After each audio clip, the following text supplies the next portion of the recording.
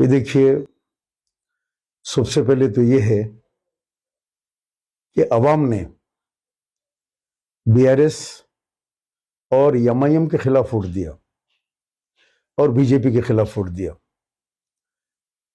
पहले बीआरएस और बीजेपी में मुकाबले की बात हो रही थी, लेकिन उसके बाद बीजेपी बहुत पीछे चली गई, कांग्रेस और बीआरएस की बात होने लगी।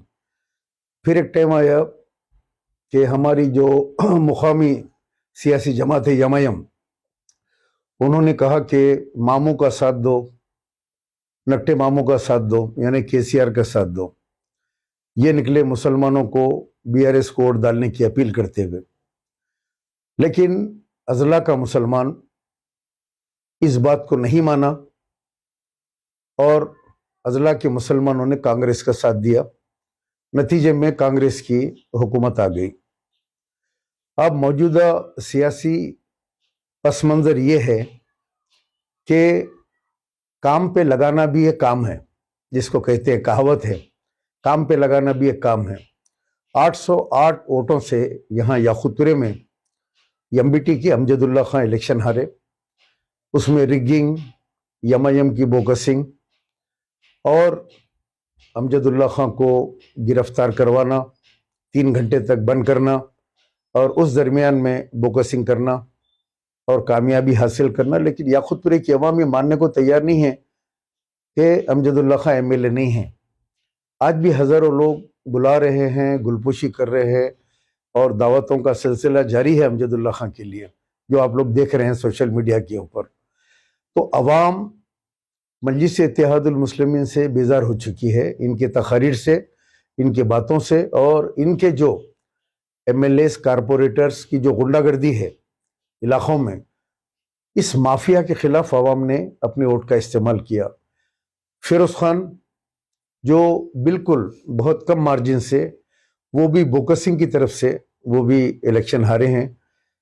तो एमआईएम की जो 7 सीट हैं, 7 सीट के अंदर अगर आप ओवरऑल इनका आप वोटिंग परसेंटेज देखेंगे तो बहुत कुछ गिर चुका है, जो एक अलार्म की घंटी है।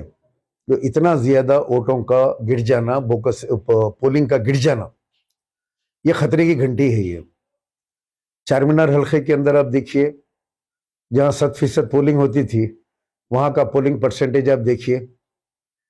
तमाम हल्कों में आप देखिए पोलिंग परसेंटेज गिर गया। हत्ता यहां तक कि हल्के चंद्रान गुट्टे के अंदर सारा दिन, जहां कोई कंपटीशन नहीं है अकबरुद्दीन अवैसी का, वहां पे सुबह 7 बजे से शाम के 5 बजे तक लोग बोकसिंग करते हुए नजर आए।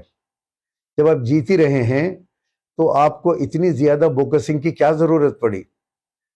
इसका मतलब ये हो गया कि आपको अवाम के ऊपर भरोसा नहीं था कि अवाम आपके हक में वोट इस्तेमाल करेंगे, इसीलिए इन लोगों ने बोकसिंग का सहारा लिया। और आज आप देख रहे हैं इलेक्शन के बाद से ये लोग निकले हुए हैं, गली गली घूम रहे हैं। हमने ब्लैंकेट बांटी, मैंने बांटी, यहाँ पे ब्लैंकेट्स का सिलसिला जारी है बांटने का। अमजदुल्ला खां बांट रहे हैं, राशन बांट रहे हैं हम। फौरी वो भी निकल गए और निकल के जो है ब्लैंकेट बांट रहे हैं। तो जब तक अपोजिशन नहीं होगी, जब तक कोई दूसरे एमएलए नहीं होंगे, तो अवाम को फायदा नहीं पहुंचेगा। यही लोग रहेंगे तो अवाम को कुछ मिलने वाला नहीं है। जाती तौर पे यही लोग ताकतवर बनेंगे, यही पैसे वाले बनेंगे, अवाम को कुछ मिलेगा नहीं। अब हम राशन बांटे इतना, लेकिन वो लोग राशन बांटने में नाकाम रहे। राशन बांटो, अब इसी दवाखाने में लिख के लगा दिया कि डिलीवरी फ्री है। तो ये किसकी वजह से हो रहा है? कि अवाम ने जो वोट अपोजिशन को दिए, एमबीटी को दिए, फिरोज खान को दिए, उसकी हैबत से ये लोग जो है डिलीवरी फ्री करे। अगर ये दोनों जीत जाते तो मैं कसम खा के कहता हूं कि दिन के उजाले में गुम गया, रात के अंधेरे में ढूंढ रहे हैं आप निकल के। तो ये तो अवाम को बेखूफ बनाने वाली बात है। प्यारे, आप जो है ना, बिल्कुल जो है अवामी नुमाइंदगी के ऊपर काम कीजिए, हुकूमत के साथ आप जो है अपने अवाम के मसाइल को रखिए। असम्बली में ये जोर जोर से चीखा मारने से अवामी मसाइल हल नहीं होते। और जब औरतों को, लेडीज को फ्री पासेस आए तो फौरी रेवंत रेड्डी का पोस्टर हाथ में पकड़ के पूरे खड़े गए, जिसको आरएसएस का टिल्लू बोले। आप हर जगह आप तकरीर करते रहे, आरएसएस का टिल्लू, आरएसएस का टिल्लू। आरएसएस का टिल्लू का पोस्टर हाथ में पकड़ के पूरी एमएलए खड़े हुए बस में पासा बांट रहे, यानी मिठाई की दुकान पे फूफा के फातिया, नाना की दुकान पे फूफा के फातिया। एक अजीब गरीब इन लोगों की जो है सोच है। कल आप गाली, आप उतनी ही बात करना था जितनी आप जो है देख के करना था। आप लोगों ने सियासी सुसमझ नहीं है, आपके बड़े भाई में सुसमझ नहीं है, सियासत की दुम टांग नहीं मालूम। आपके वालिद को थी। सालार मिल्लत अल्लाह सुल्तान सलाउद्दीन अवैसी एक मुदब्बर सियासतदान थे। मैं आज भी कहता हूं, मैं सालार के साथ काफी जमाना काम किया। सालार एक सियासतदान थे। तुम लोगों में सालार मिल्लत की जो है 1% भी सियासी सूझबूझ नहीं आई। गुरूर, तकब्बुर, पैसे लूटना, कमाना, जमीनों के कारोबार, सब इसके अंदर पड़ गए। और कहे बड़े भाई कह रहे हैं कि कांग्रेस खत्म हो गई, म्यूजियम में रख दो, कांग्रेस का खात्मा हो गया।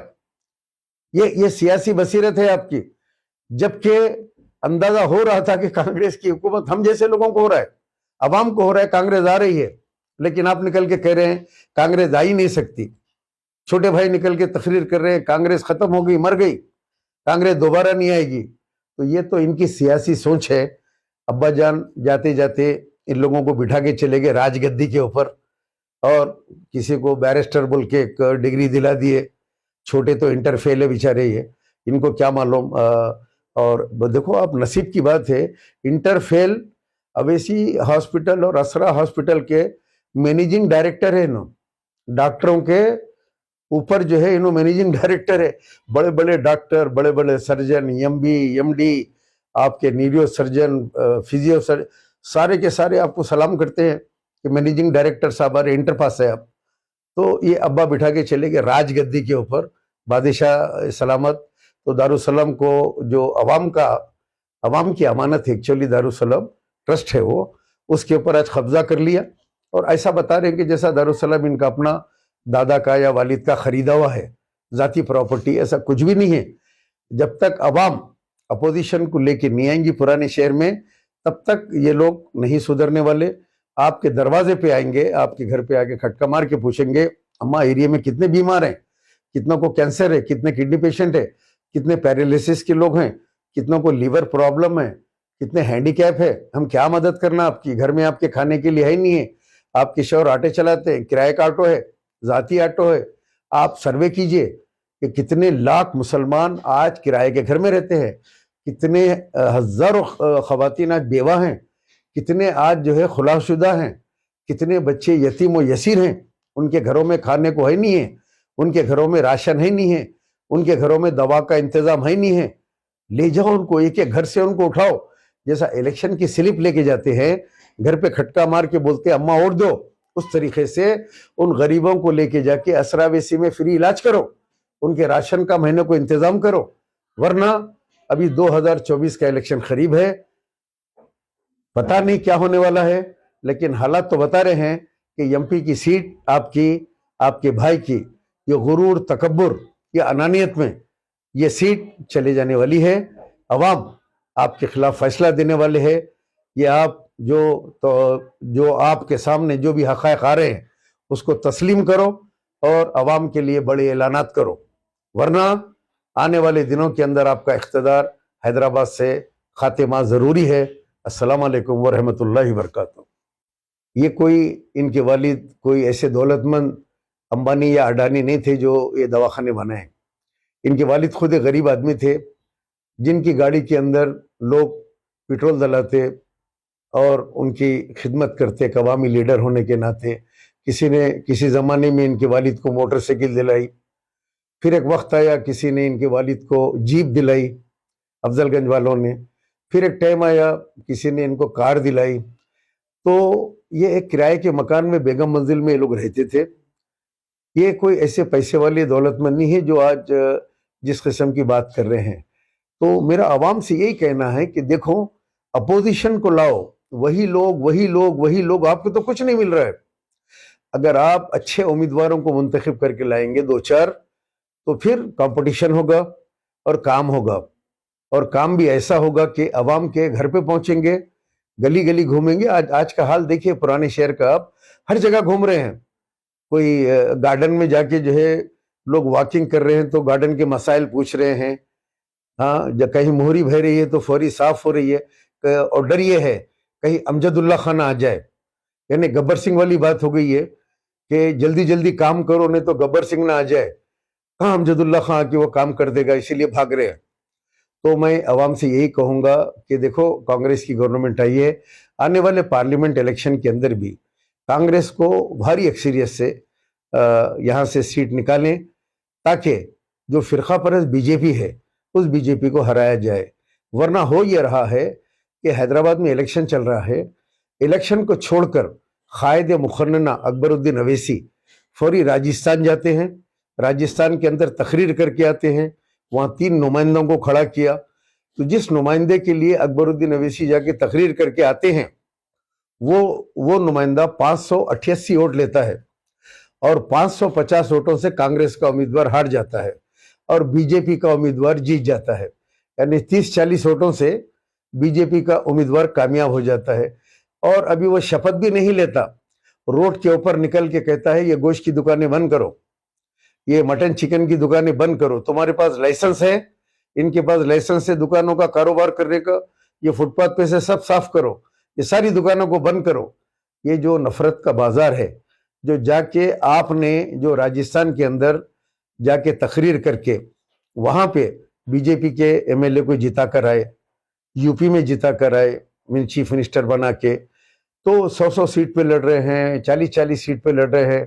और हैदराबाद में जहाँ तेलंगाना की बात आती, आप मशीराबाद नहीं लड़ते, निजामाबाद नहीं लड़ते, भैंसा नहीं लड़ते, करीमनगर नहीं लड़ते, महबूबनगर में इतने मुसलमान है नहीं लड़ते, सारे तेलंगाना के मुसलमानों को फरोख्त कर देते, बेच देते हैं। लेकिन यूपी में जाके 100 सीट के ऊपर लड़ते हैं। तो अवाम अब समझ रही है सोशल मीडिया के जरिए कि ये बीजेपी की बी टीम है, बीजेपी की दलाली कर रहे हैं लोग। तो इनको रोकने का एक ही तरीका है कि इनको हैदराबाद के अंदर रोका जाए।